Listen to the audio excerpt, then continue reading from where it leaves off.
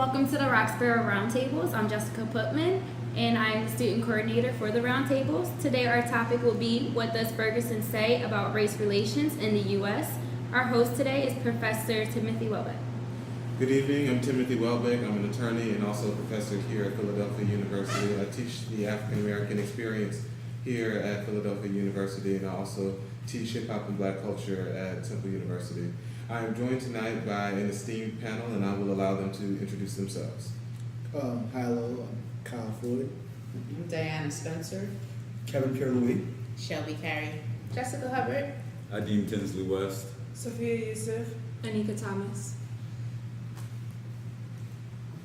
And this evening, as you've heard, we're going to be discussing Ferguson, and more particularly the death of Michael Brown, what the implications are of his death, what does his death mean for race relations in the United States, particularly in the era of colorblindness. And so one of the things that I think is powerful about this whole movement that's become Ferguson October and people rallying around the death of Michael Brown is the power of social media to bring people together. I personally learned about Michael Brown's death first on Twitter, and before, I feel it was days before I heard any mainstream news outlets talking about it. And so I guess my first question to you all, what I wanted to know is, how did you first learn about Michael Brown's death, and why is it important to you? Well, I first learned about Michael Brown's death on Instagram. I saw a lot of rest in peace Michael Brown. I wasn't really sure what was going on, so I just did my own research. Okay.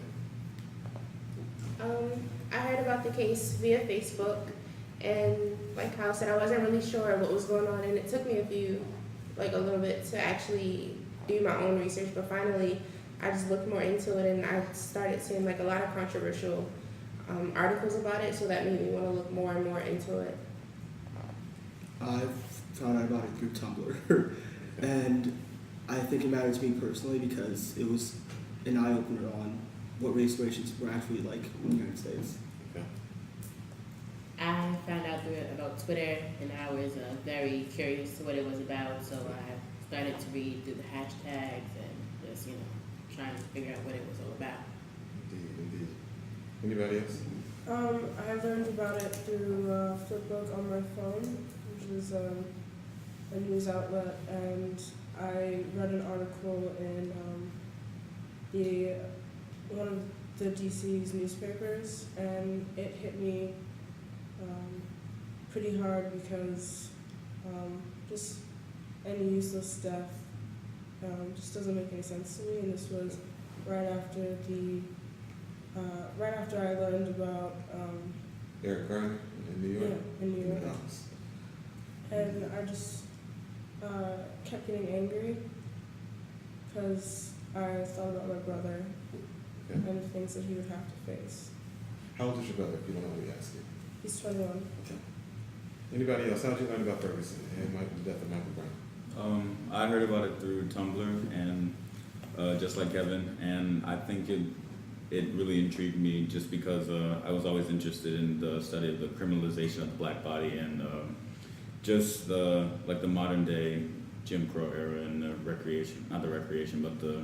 reuse of that as a tool to further criminalize black people. So, Indeed. We're going to talk about it. I'm glad you mentioned those phrases particularly, because we're going to come back to that. Anybody else? I heard about it through Tumblr and Twitter. I was intrigued by it, I guess, because of its similarities between other cases, and also because of the discrepancies with how he was murdered and the time leading up to his death. I learned about it. I was working. I work at a bar, and we caught it on CNN. And actually, everyone in the bar asked me to turn the music off, turn the volume up, to listen to what was going on. And it interested me because, for a few reasons, I have an issue with police overstepping their boundaries, and I was really more interested in hearing what was going through his mind and why he felt the need to do what he did and what led up to that. And by he, you mean Officer The Gary officer, Wilson? yes, Okay. Officer Wilson. Just want to be clear. And Yeah, and the news as well. You know, the media changed. Everyone had a different story. So the more I read and the more they contradicted each other, the more I wanted to get into it. It's interesting. Anybody else? Did I miss anyone?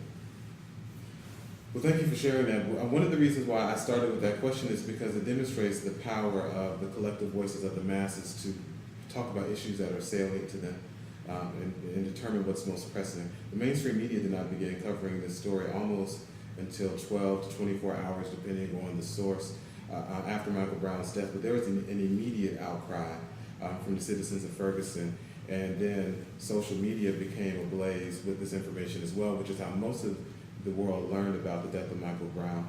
And we began to see the rallying cry, Black Lives Matter, and this idea that there have been too many instances where young black men have been killed by police officers. These extrajudicial killings have almost become a rite of passage for many of us, just to learn the news of it and the like. One of the things that Michael Brown's death, and some of you alluded to, Michael Brown's death is probably one of the more polarizing issues, I would say, in terms of race relations with people in your age group. What I would beg to argue, and I would love to hear your feedback on this. Many people say that you all are the post-racial generation. You all don't see race, you're colorblind, and you all love each other for yourselves, and you measure each other by you all are looking at me incredulously. But that's what I'm often told about people in your age range. I'm theorizing about you all's ages, but I would estimate most of you all are between 18 and 24. And so most people that I hear about in that age range, I'm a little bit older than you all, are told about that. So with that said, I'd like you all to talk a little bit more about why this particular death matters to you and what you think this says about the tenor of race relations in the U.S. I think it bothers me because I find myself having this conversation daily almost. And like you said, a lot of people tend to think, oh, our generation doesn't see race. And I read an article last night that was pretty interesting. It claimed this whole idea that, you know, our generation is colorblind as people who aren't of minority groups being misguided by our government, misguided by what media tries to portray.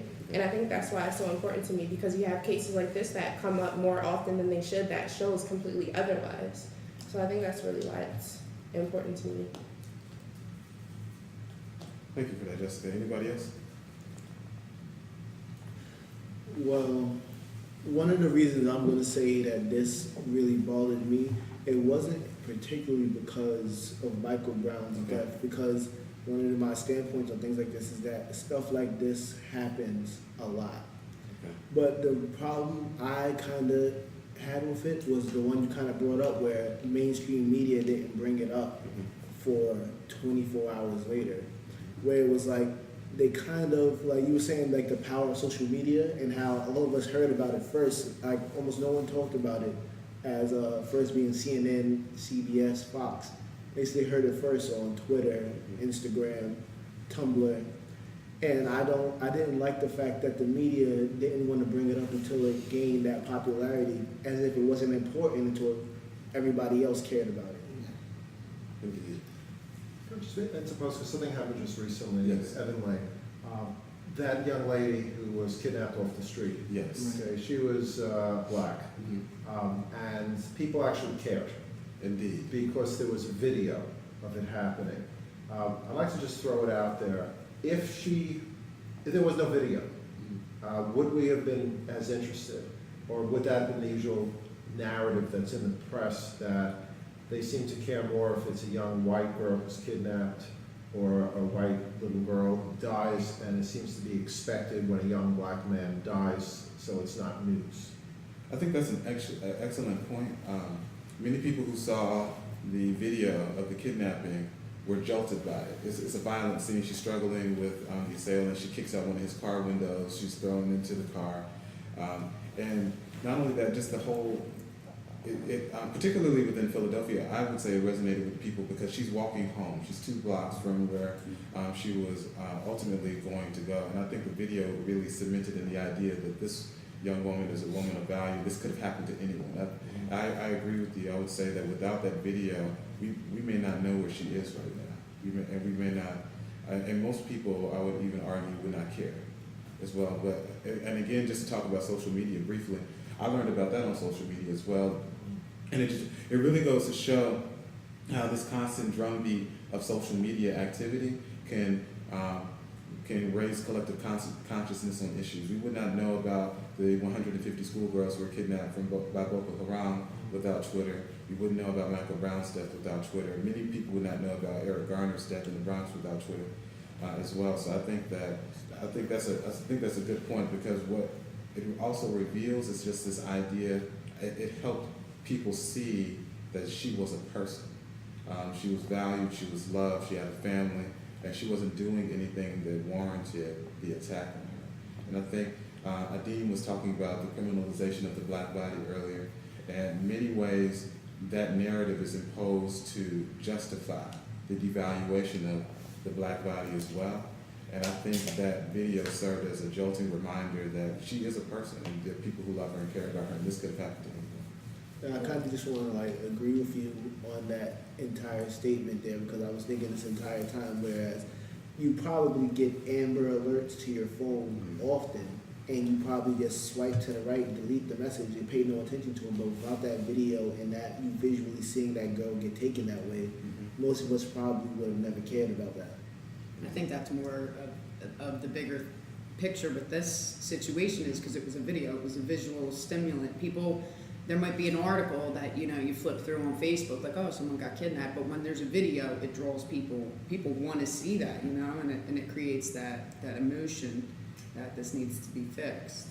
Yeah, and actually I went to Ferguson for Ferguson October Okay. Resistance Weekend. Tell us about that. It was very interesting, but to answer your question about what bothered me, one thing that drove me over the edge was the photos of Mike Brown just lying on the street for 4 hours with his blood everywhere. Have you guys seen that photo? Yes. Yeah. It's sickening, and I was talking to a lot of people in Ferguson, and they said that it was also one of the things that just drove them over the edge, because it was like a message. Yes. I'm glad you mentioned that. Many people have made the comparison to his body being laid in the street to public hangings. One of my colleagues at Temple talks about the whole lynching epidemic, and she talks about how lynching, this is Dr. Anyambi Carter at Temple who I'm referencing, she talks about how lynching was ritualized torture. And one of the ways that it sent a message, as you're indicating, was that they were done publicly and the killers got away with impunity. They were able to do these things and there were no repercussions. Michael Brown's body laid in the street for 4.5 hours, and people have said that's a similar thing. It's almost as though they were sending a message that this could be you. Don't ruffle feathers, don't cause a stir. And from what I've heard from people, that was the very thing that really catapulted people. Like, it happened so publicly. There were 6 uncooperated witnesses who said he had his hands up when he was killed, and then just to leave his body on the street and not even to give him the dignity of covering it for 4.5 hours, just leaving him there, I think really jolted a lot of people. Yeah, and a lot of what I saw in Ferguson was the youth. They took a very strong role in the protests, and it was amazing actually, because the people who have been involved in the civil rights movement for so long, they gave way for the teenagers and the little kids who have been on the streets every single day. And it was amazing. And one of the things that I saw so many times were these little boys, maybe 6 or 7, having signs that say, "Am I next?" Because he was talking about, there's a more and more militarized police state, and they're criminalizing black men. I don't even know how to articulate it. It's so frustrating. It is frustrating, and I'm glad that you referenced that. That's one of the things I wanted to ask you all about next. Is just to Adeem's point earlier about the criminalization of the black body. So one of the first things that happened when Michael Brown was killed was the residents of Ferguson immediately wanted to know who was the responding officer who killed Michael Brown, and they wanted to know. They wanted an official story. And if you all will remember, it took 5 days for the police department to release the name of Darren Wilson. And on the same day that they released his name was the day that they released an admittedly unrelated video of Michael Brown in the store, which they alleged was a part of a strong armed robbery, which we later have come to find out was not a robbery. But even in that, we see that that was used as a tool by which to communicate this idea that Michael Brown was a criminal, and he did something to justify his death. And so I wanted some of you all to talk about some of that. And that's actually right before you was going to say that, and I was waiting for you to finish, because I was going to bring that up next. I appreciate being polite, guys. I wanted to bring that up next because that kind of added into the whole my problem, which was the media. Yes. And how a lot of times when big events like that happen, the media chooses a person to dehumanize or like criminalize in these situations. And the way that they were trying to criminalize him and saying, oh, look at him stealing this, look at him stealing that, and the way even the police department did that. It's similar to just recently one of my classes, we were reading about Columbine, not saying what they were doing was the same as what Michael Brown was doing, but immediately after that happened, the kid Eric, who wasn't diagnosed as a psychopath before, was then diagnosed a psychopath, to kind of dehumanize him in a way that now everybody understands why what happened, to kind of soften the blow for everybody that's on looking at the situation. You know, I'm thinking such a tremendous similarity between Trayvon Martin's case and this case, because the police weren't going to prosecute Trayvon Martin either. Yes. They took the word of Zimmerman, and there's a young boy lying there dead, but they didn't. All right, self-defense. Nothing to see here. And nothing to see here. Yeah. Same body lying there, and if it wasn't for social media, Indeed.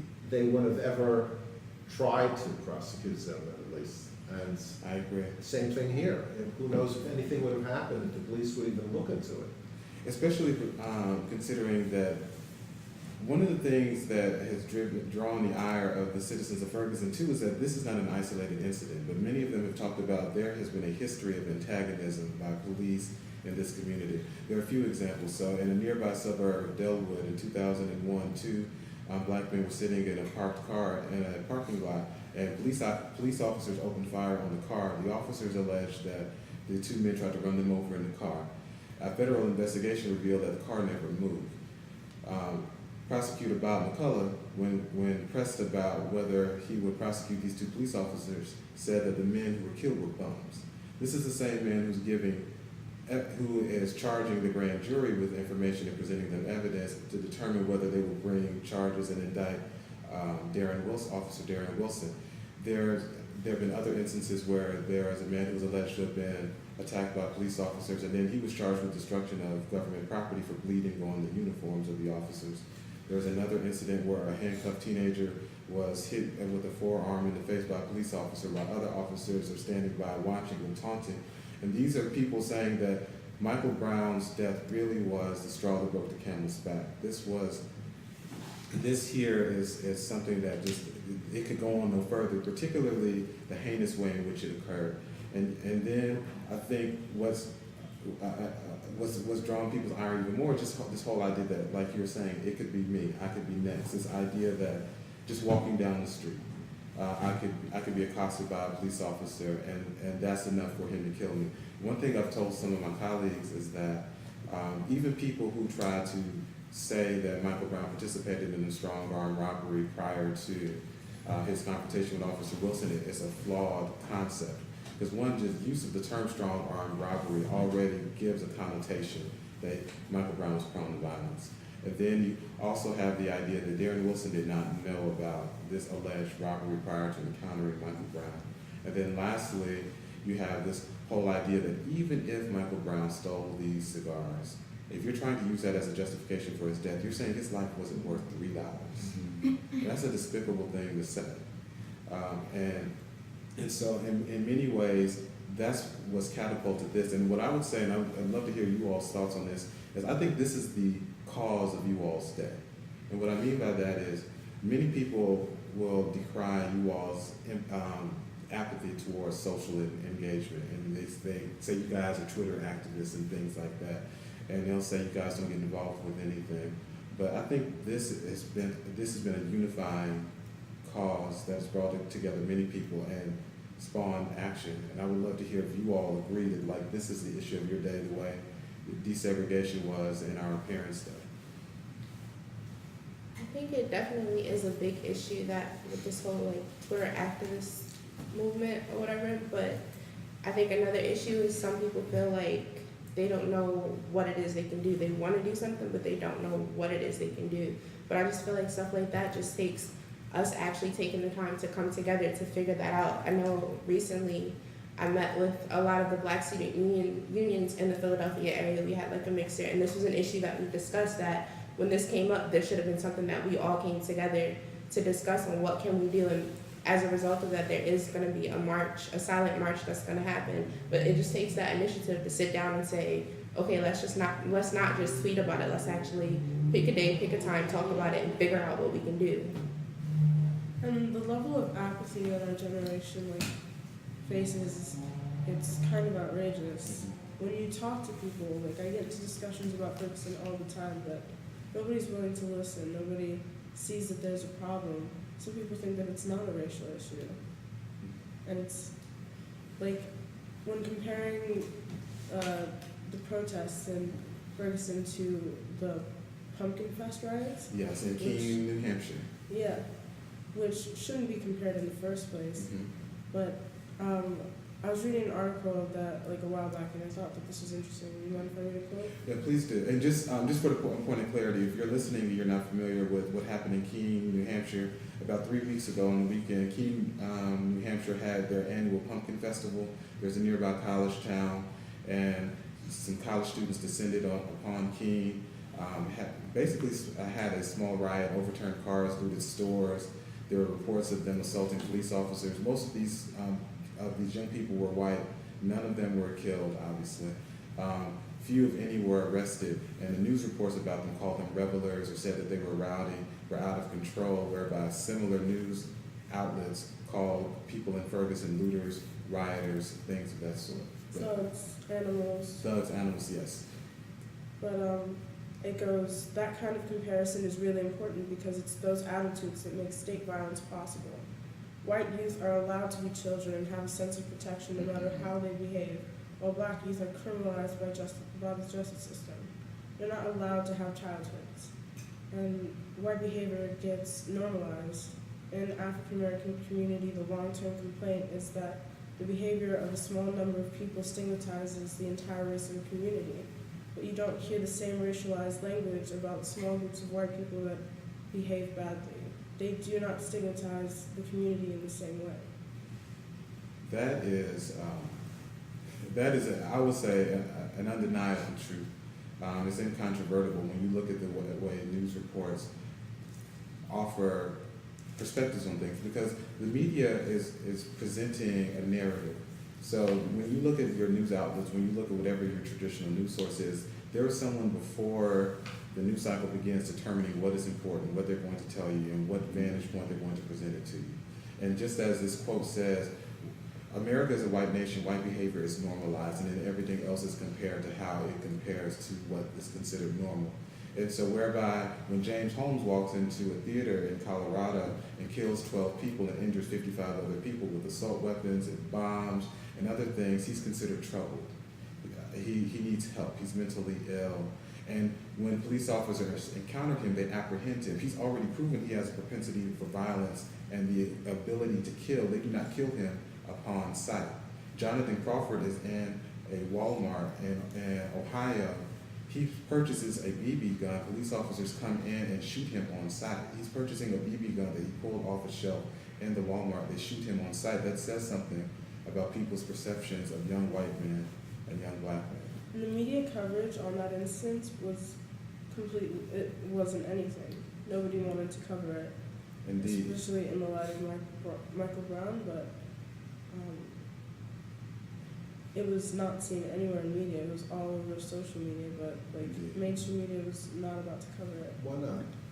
Why do you think mainstream media won't touch these stories? I believe that, well, I'm kind of a radical, Let's hear your radical view. and an anarchist in a way, but it's all a result of the institution that we live in. We're so used to living within these walls that have been set up like generations before us, and it's so hard to break down the structure of. And when people try to break the status quo, it becomes a matter of like a protectionist matter, where you have to like make sure that the people who are disenfranchised and the people who benefit from that disenfranchisement stay in their places. Indeed. So in the institution, everything, like things can change. Like we can make leaps towards the future, and we can make innovations towards like freedom and equality, but racism and sexism and every sort of prejudice will evolve with it until it becomes what it is now, which is a subtle yet murderous and like malicious way of expressing our hatred to one another. That's really the underlying premise of Michelle Alexander's The New Jim Crow, and even Derek Bell's Silent Covenants.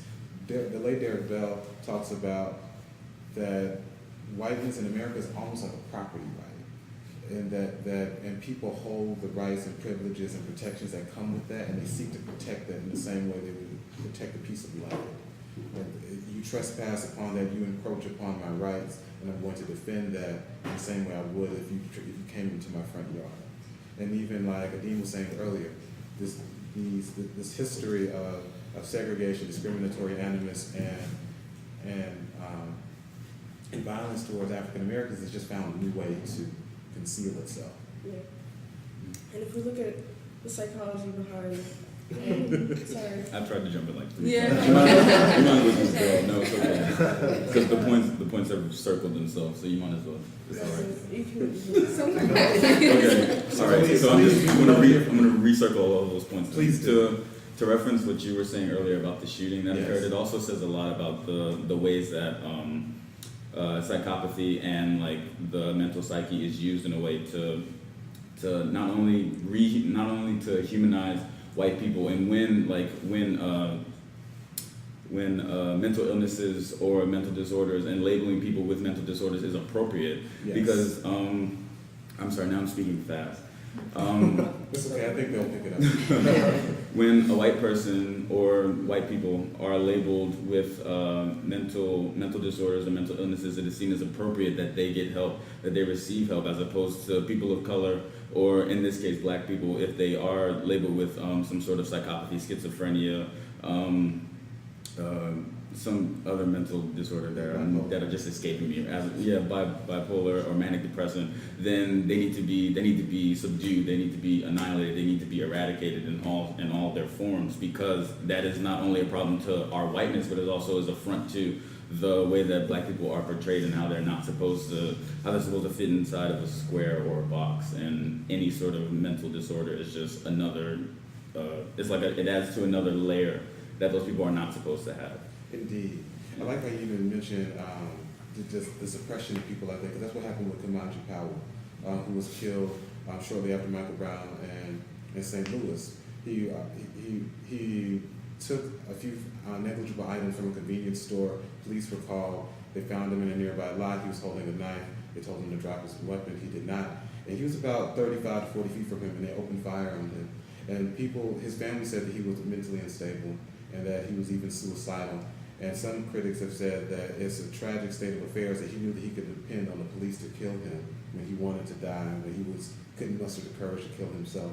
And just even the idea that they couldn't find another way to subdue him or try to treat him in that moment, when we've seen other people who've shown a propensity towards violence. James Holmes, the example from earlier, was apprehended.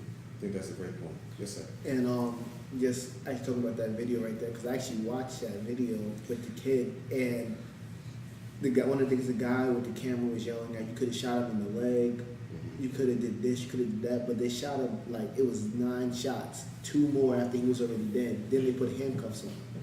So it was kind of like, where's he gonna go now? He's dead. Like, especially the handcuffs. I really didn't understand that part. But I just feel like that was kind of like, that whole situation was really ridiculous, especially since it didn't get as much coverage, nowhere near as much as Michael Brown did.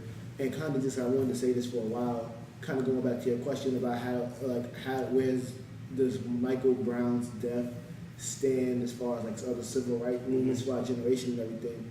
I feel like it's a really important movement, but I kind of wish it could have been more important. Because one of my views on situations like this is kind of part of the reason why I'm here, because I got into an argument with Jessica over there. It's kind of like, I don't want this to be so black and white, which is almost kind of like what we've been focusing on this whole time.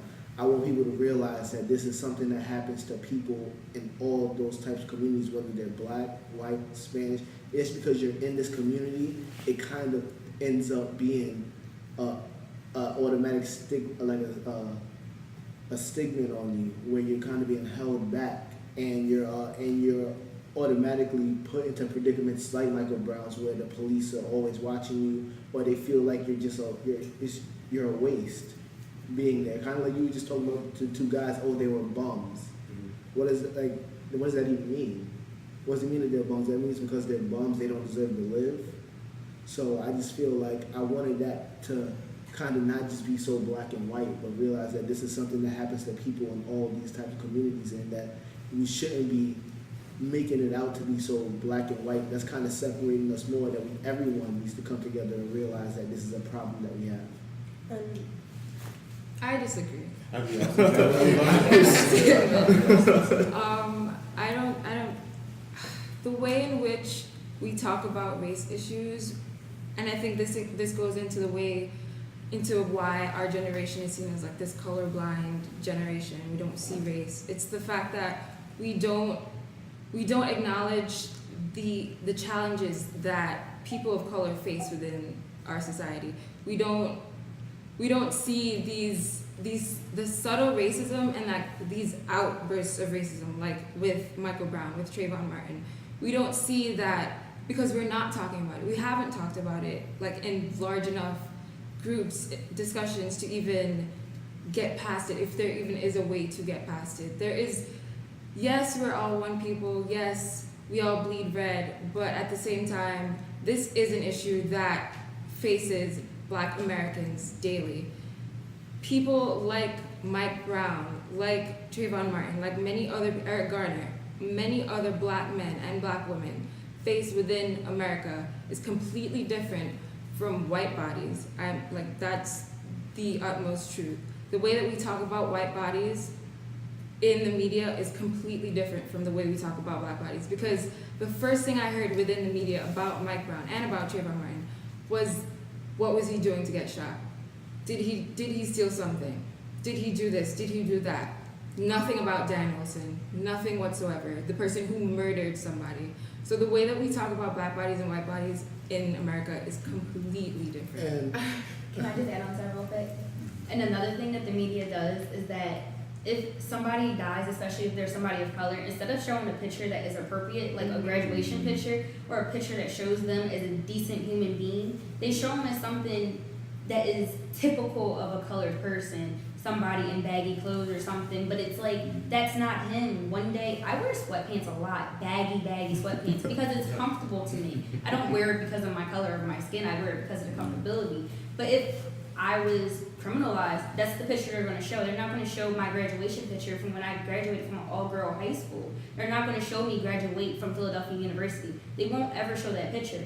But if you take a little, like, when they have like kidnapped white kids and stuff like that, that's the picture they show. When people shoot up schools, they show that picture. They show their quote-unquote innocence, but they won't show what they look like outside of those pictures. And I'm not disagreeing with either one of you guys. I do think that both of you are right. But what I'm trying to say is that it's not just us. And I'm saying this because one of the things that when I was talking about having this argument with Jess was how, look who comes out when things like this happen. Al Sharpton, who does he represent? The Black community.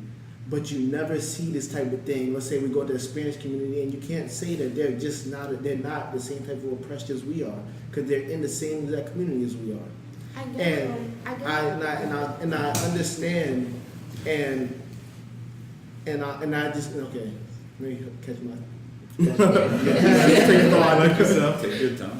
But no, what I'm trying to say is that I feel like that the problem ends up being that someone like Jesse Jackson comes out and now we have all this attention. The thing is that you only say that because you don't see, like with your own eyes, it happening to them. And we get all the attention from people like that because we have those type of spokespeople out there to bring us attention, whereas they don't. Because I'll speak from my own personal experience. I was walking with two of my white friends. It was me and my Spanish friend. Stop and frisk in New York was still active. I'm not sure if it's still today. It is. We're walking down the street, and only me and my Spanish friend are the ones to get stopped. Where the two white kids are the ones with cigars, marijuana, the alcohol. They're the ones with it on them, but we're the ones standing like this getting patted down. And it's not, and I'm not saying it wouldn't happen if it was another black kid there with us, but I'm just saying it also happens to them too, and it's because of their race also. I completely understand where you're coming from, where we do need to support people of other minorities and people of other groups that are that are disenfranchised. But at the same time, if we have these activists and civil rights leaders that stand up for us, because if we don't do it, nobody else is going to do it. If we don't take that initiative to stand up for ourselves, you have people of other races that want to support the African American community, but they're too scared to do it because they're scared of how either their peers are going to look at them or they're going to lose, whether it be people who are, just to give you an example, I follow this organization, Southern Law Poverty Center, and they have a ton of supporters, anonymous supporters, because there are people of other races that want to support the issues that they support, but they're scared that they're going to lose their political influence, they're going to lose all of their influence in their work fields because they can't publicly associate themselves with issues of this matter. So if we don't have people of our own color and of our own minority supporting us, who else is going to initiate it? And I'm still not saying you're wrong. No, and I think you're completely right still, but I just feel like, in my opinion, I just personally believe they deserve help too. And you should still help your own community, but it wouldn't be wrong for you to go out there and help someone else's also. And Which is why we need to do that. And that's how we And just to reinforce Jess and Anika, and I'm sorry, and okay, so to reinforce Jess and Anika's point, Jess squared. Let's not forget that there are advocates within every other people of color community that have existed for years. The Black Panther Party spawned, or at least helped spawn, the Brown Beret Party for the Latin communities within Oakland. They have existed, they still exist, they are still vital, and they are still very vibrant, and they are thriving within those communities. So those people advocate for themselves just as they do their best to advocate for us, and as we should do the same unto them. But as Jess said, if the black community does not advocate for themselves, like people with Al Sharpton and Jesse Jackson, even if you don't agree with them, they are still people out there who are doing it, then you can't discredit them for doing that. Well, let me support Todd, because he's along there. I understand where you're coming from on one thing. There is a bigger issue of suppression by the state against all people, whether white, black, brown, whatever it may be. And the police are out of control in various different areas. Now, I think this is where you're getting at. If people fragment out, well, they're doing it to the black community, not doubting they're not doing it. They're doing it to the black-brown community or the lower white class community. Doesn't that play into what they would want you to do? And that's Isn't it a classic thing that's been done in the United States, is playing the impoverished or out-of-power classes against each other, against the powers that be? And we have, just look at the chart, unbelievable disparity in income. Unbelievable disparity in income. And it would make more sense for those who are suffering to band together as opposed to fight among themselves and look only for their self-interest. If you, asking you, if you were one of the 1%, you would love it if the people who would oppose you were all fighting among themselves, as opposed to saying, wait a minute, who's the real enemy in the room? Well, I think that, just to contradict your point, or to contrast your point, even just the color of my skin would actually dictate my position to even become a part of the 1%. So I think that that's a bit misleading too. But I agree with you. Like I said, I keep saying, like, I completely agree. We need to do more. But what I guess maybe my misinterpretation of what you were saying was you don't like how they only come out for the African American community. My point was we can't ignore it. I completely agree with you. They need to come out more. I don't want to say that we should ignore them because I definitely believe that what they're doing for their community is good. But I feel like I've been trying to say, I think Professor Lane just put it way better than I could have. It's just you should advocate. Well, thank you. I just feel like you should advocate for more than just yourself. And I don't want him to stop coming out for Michael Brown, but when he comes out for Michael Brown, also come out for Juan, or also come out for for all the other names and things like that. And that's what my point was when I was saying that. That's why us, like our generation, we have to grow to get into these high power positions so we can be the ones to start that movement where we support each and every minority and bring everybody together versus, like you said, just making it only support the blacks, only support the Hispanics issue. Right. Daniel's been very patient. I'm gonna jump in because you said earlier you think we're a colorblind. No, I just said that's what people say of you. I don't believe that. Yeah, I don't either. That's us. I've heard both sides of the fence. You know, the African American side. I've heard the nasty things from both sides of it. So the honesty level is just not out there. White people don't want to be offensive. But white people wouldn't be sitting in a room like this. You know what I mean? Like, this doesn't make me uncomfortable because I'm in agreement with everybody, but someone who disagrees isn't going to want to be sitting here because they're not going to speak. And what upsets me the most out of all this, which I say to everybody, is you gotta like have your own mind with it because the media is it's pushing us back to segregation. You know, these people fought to get out of this, and the media is pushing us back because white people are seeing two different news stories. One saying that this man reached for his gun and he deserved to be shot, and then another, black people are having riots and all this stuff. That's what white people are saying, and it causes and black people are getting pissed because they're seeing that, and then white people are getting pissed because they're saying that, and it just creates a hatred. And then Al Sharpton starts speaking, and white person's against that. It's just the media needs to just project what happened. Yeah. And that's the problem. We were talking about that earlier. It's just that the biggest issue is it's not the truth. And it becomes a selective process where they pick the story that they want to believe, and it creates hatred. And that's how this country's never going to end until people decide, we can't trust everything that we read. We can't believe that this is every person and, all the situation.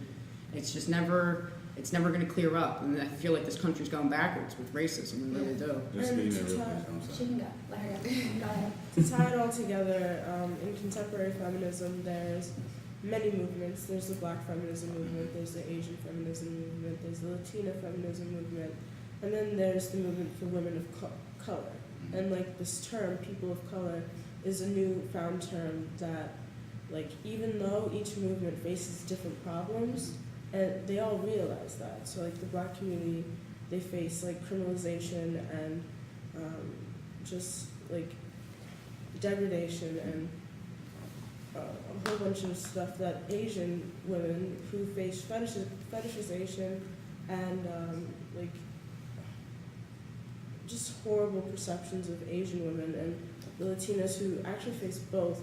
We go through different things, but at the same time, coin this term "people of color" to include everybody who's who's being discriminated against, so that we ultimately have common ground.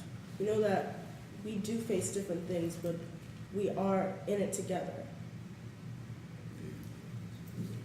That's what you're saying. Yes, this is what I was saying. I mean, like I said, you said it the best. I just wanted to keep on going back. I just really wanted to get across that, by doing things like that, we're kind of segregating against each other, which doesn't help the cause. Jessica, you wanted to say something too? Yeah, I just wanted to talk about the media real fast. The one thing that really upset me about Ferguson and the media is that mainstream media didn't want to actually tell the story for what it really was. It was more local social media type news feed that would actually tell you what's happening in Ferguson. Like how mainstream media was they're breaking into stores, they're being vandals. But most people were breaking into McDonald's and stuff to get milk because they're throwing tear gas into the crowd. Well, what cracks me up is I've never seen that picture of Ferguson laying on I didn't know he was laying on the floor for 4 hours. Well, the picture I did see was him with, weed and, Right. and guns and all And that. I've seen That's the the picture video. that's on the news. That's So the that's image. the problem. That's the image they want you to see. Yeah. And I'm glad that you even mentioned that, because for those who are on Twitter, if you were following the right people, you could get a real time account of what was happening. People like Antonio French, who's an alderman in St. Louis, who was on the ground every day. And you could see, and Teef Poe, a local artist out there, you could hear people talking about these things. And one of the things that they were saying is like, some of the problems were coming from people who were outside agitators, and like coming with the express purpose to agitate and to cause problems with police. There were some citizens who were stopping people from looting. The looting that did happen stopped within 3 or 4 days. But if you ask some people, when they hear about the protests in Ferguson, all you'll hear is they were looting. And then no one's really talking about in great detail the militarized response. People coming out with assault rifles, tanks, tear gas, Another bombs, things like that. really funny thing about that is when you hear about the protests in Ferguson, a lot of times you don't even hear the protests in Ferguson, you hear like the Ferguson riots. Yes. And so you won't hear that it was a protest. It'll be, it was the riots. Some people were unruly there and stealing and Indeed. Just even And then like a lot of the videos that I did see, especially of like people recording everything, like actual newscasters and stuff like that. It was this one video of like colored lower mainstream that is really popular on like social media and stuff. He was being pelted with rubber bullets and stuff like that, tear gas being thrown towards them, but they were all people who were broadcasting. They weren't even like actual protesters. They were just people trying to tell the story to everybody else. And there was even a time where people from, I think it was NBC or something like that, news station, who were also being pelted with rubber bullets, and they're constantly screaming, we're only news, this is where you told us we can stand, and the cops just kept coming closer and closer. That happened a lot in Ferguson, actually. There was actually a CNN camera crew that got tear gassed and Yeah. Amnesty International released a report about, I think now it's been about a month, where they were talking about there were human rights abuses that were happening in Ferguson. If you were watching it, if you're watching either via social media or you got to see some of the broadcasts, you could see it with your own eyes. So it shouldn't be surprising, but one of the things that it was reminding me of is when the foreign press criticized the United States for its lynching epidemics. So the USSR used to post pictures of lynchings in America, saying this is what happens in the nation of God, and talk about America and all of this lofty language about freedom and liberty and things like that, and it was engaging in this heinous behavior towards African Americans. That's what that reminded me of, particularly when you see unarmed citizens doing exactly what the First Amendment says that they have a right to do, redress the government for their grievances, and peaceably assembling and coming out and saying, we have a problem. We have been consistently antagonized about this. We want answers. We want justice. And still they were met with full-scale riot gear. And I think that's largely reflective not just even on the suppression of their voices, but again, back to what we were talking about before, this idea of criminality. So this large amalgam of black people, this large congregation of black people, we must come out in full riot gear because we don't know what will happen. Yeah, Yes, ma'am. that happened a lot in Ferguson. One with the media being brutalized as well, and another with, they were in riot gear every single night. Even though it was peaceful protest and everybody knew that there was no violence wanted. And this is as recently as last week, they're still in riot gear every night, you were saying? I'm not sure, Okay. but when I was there, it was like for the 5 days I was there, it was every night that we protested, they were in full riot gear, and they came up with these intimidation techniques. They would stand in a straight line, and they would have their bats and their batons, and most of them were huge and like intimidating, and they would beat them against their shields in unison, so as to scare the people who were walking by. Could I And sorry, because we can go on for 5 hours on this, seriously, and we have to like a time limit. Okay. But I want to introduce this one question. Yes. The grand jury's coming back, The grand jury is going to come back. and I just want to pose the question. The grand jury comes back and says that police officer is not charged with either manslaughter or homicide. I'd like to know what everyone's reaction would be. It's a great question. And what you do about it. That's a great I question. almost wouldn't be surprised. It's happened time and time and time and time again. Yeah, I guess one of one of the more recent things that we can think about that's not Ferguson is the Sean Bell case in New York where he got shot and they claimed there were shots fired back from his car. And that police officer got off The night before his wedding. right here the night before his wedding. So it's just, I wouldn't be surprised. Right now, at this moment, I'm not sure exactly what I'm going to do, but I feel like there's definitely something that needs to be done. And there's a level of justification that the police feel when they attack and criminalize black bodies, because black men and women are raised to fear the police and understand that they're in the minority and they have, I don't know, like their place for growth isn't as high and they need to work twice as hard to be looked on as half as good. But the police feed off of it. They understand this, that they're taught this, and what they do is they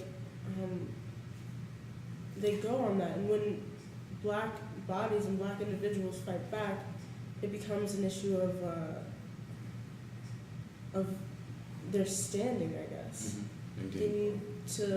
They need to reaffirm their dominance over the black community. And so this happens again and again, and not only do they think they're justified, but media and government think they're justified for it. Indeed. Anybody else? I just want to add off of what you were saying about little people, kids of color, how they're raised to fear the police. In my one psychology class for marriage and family, we basically talked about how each section of race and ethnicity has different things on top of what you already have to teach your kid to prepare them for the world. And people of color, they have to tell their kids there's a time to talk and a time to act. You can't just always just speak off when you want to, because then people would think of you as antagonizing them and being threatening. But if somebody else did it who weren't of color and they decided I want to speak my mind, it's not. They're told that's what you're supposed to do. But why is it people of color have to be told there is only a time that you're supposed to speak when you're spoken to, and a time where you're just supposed to sit there and be silent? Because there's a stereotype of the angry black woman And man. and man. Indeed.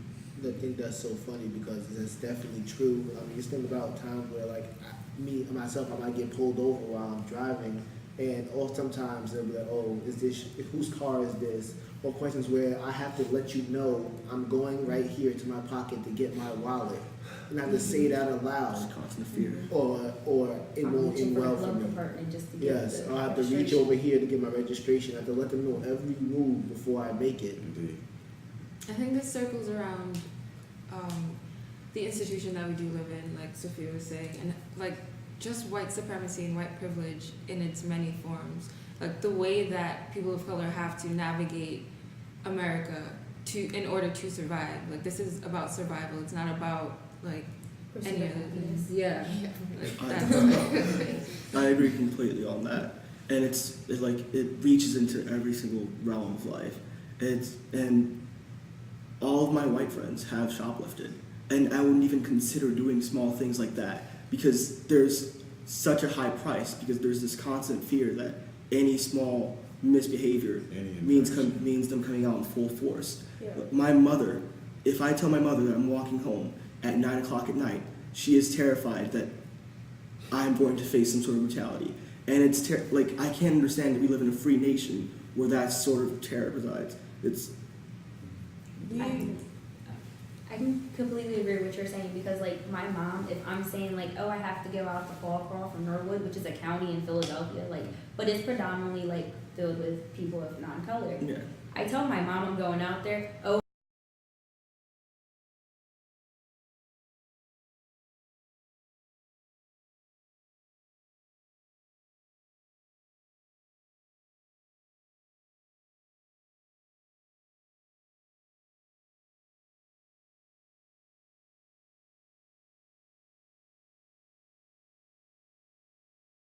he gets pulled over because he lives in a county, and it's because he's of color, and they'll literally stop him and say, "Oh, you were speeding," but he was going the speed limit, not even the 5 miles over the speed limit. Indeed. I'm sure if we polled all of us here, many of us have stories like that. I have a list of I can share myself. I told my class that in I think it was a 19-month span, I was pulled over 22 times. Oh my God. Yeah, it was right before I moved up here, and so we all live in this constant state of terror. What I would say is, because I think we're running up on our time, that in many ways Ferguson is emblematic of the fact that we have not come nearly as far as we say that we have. We have not risen to the standard of our creed, and that in many ways that you all are more compassionate and more organized and more thoughtful than many people will give you credit for. That I would say just your generation more clearly, because our parents' generation had clear enemies identified. You could see colored only signs. You could see Bull Connor. You could see George Wallace. And so in many ways, because many of the microaggressions and just aggressions we face on a larger scale are more subdued and more subtle, it's more difficult to see an enemy, to see the enemy of oppression and domestic terrorism, extrajudicial killings. But I think this has lit a fire under many of you all and opened up many people's eyes, and I would hope that many of you would continue to find ways to not only to help our neighbors in Ferguson, but also find ways in Philadelphia to make Philadelphia a better city as well. That's what I encourage many people to do, to be an example, to be an agent of change in their neighborhoods, because Philadelphia just as easily could have been Ferguson. I just want to make one more comment. Yes, sir. I would ask that people talk about this. Yes. Just being here tonight and seeing the level of emotion here, I mean, it's not going to come across the radio, but I want to say it, when people are speaking here, being very, very emotional. Mm-hmm. And seeing this and you can't understand what another person goes through unless you talk among each other. And so I've yelled at my class, I see too many tables over at Canbar. Yeah. That's all black tables or all white tables. Mm-hmm. And I really think that you gotta start talking to each other, because the only way I agree. someone's gonna understand your story, Kevin, is very moving, what you said. And if you would tell your story people understand your story, Tim, 20 times? Oh my 22. God, that's unbelievable. My mother was scared to death every time I got in my car. And understanding that, I don't think you can trivialize that, and then people would understand, and once you get the dialogue going, it's like seeing the videotape of that young lady. Indeed. You see it. So I would just encourage all of our students to talk to each other, not among each other. Indeed, you wanted to say something? I was going to say that I'm not sure if you all are familiar with the hacktivist group Anonymous, Yeah. but that's why I was on my phone earlier. I was trying to find the article, but the hacktivist group Anonymous has said that, or they have written that the verdict has already come back and that they voted against convicting Darren Wilson, and that the city of Ferguson is actually preparing for multitudes of civil unrest, and they're already bringing in the latest series of militarized weaponry to completely suppress whatever's going to happen tomorrow. So I've heard reports of that by at least 3 different sources. Mm. I have not spoken about it publicly too often because I haven't been able to substantiate it aside from those sources. Yeah. But I do have a colleague who's in the media now, and he has been able to verify that at least for the past month and a half, the Ferguson and the St. Louis area has been receiving assistance from the National Guard and increased weapons and training in preparation for this. And this is conjecture on my part, but I believe that decision has been made for a while. I fully expect Darren Wilson to not receive any charges. I really think it's just been a matter of finding the most convenient way to present the information. And that's even why we've been seeing some of these leaks, to prepare the public for the prospects of no indictment, and also to help justify the narrative. We're just now hearing Darren Wilson's. One last thing, and I'll try to keep this brief. I told my students that it's really remarkable that Darren Wilson had no narrative account of what happened immediately following this. If you guys bump into someone's car leaving out of here and the police bother to show up, they'll ask you for an account of what happened. They'll document it. And this is for a fender bender. This officer fired his gun at least 10 times. There's some reports that up to 11 to 14 times. There is no official record as to what happened on his side.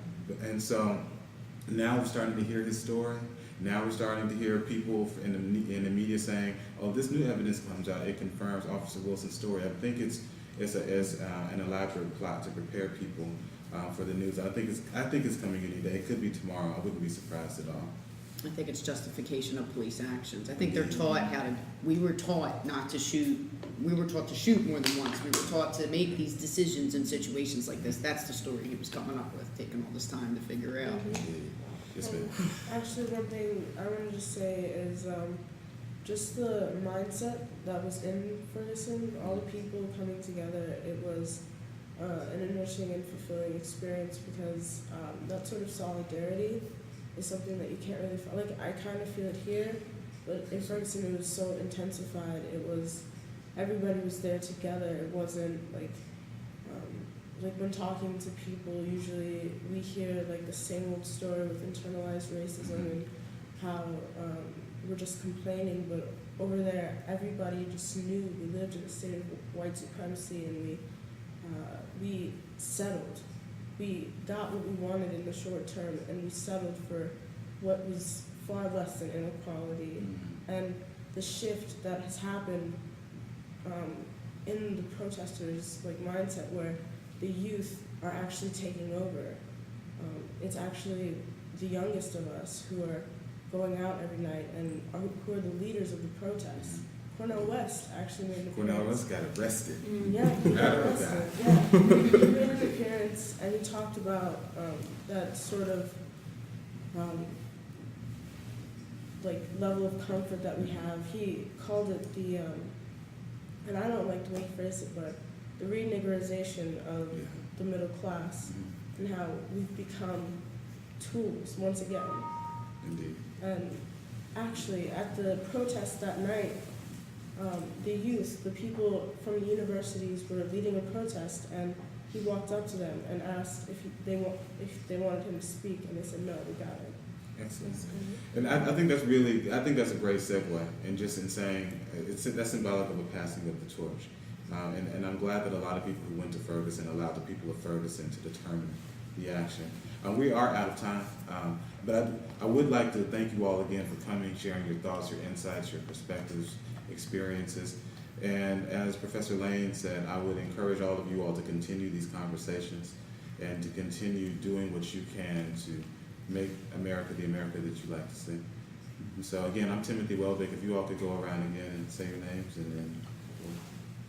I'm Jessica Boatman. Anika Thomas. Sophia Yusuf. Adeem Tinsley West. Evan Lane. Jessica Hubbard. Shelby Carey. Kevin Pierre-Louis. Diana Spencer. Kyle Fool. Thank you again.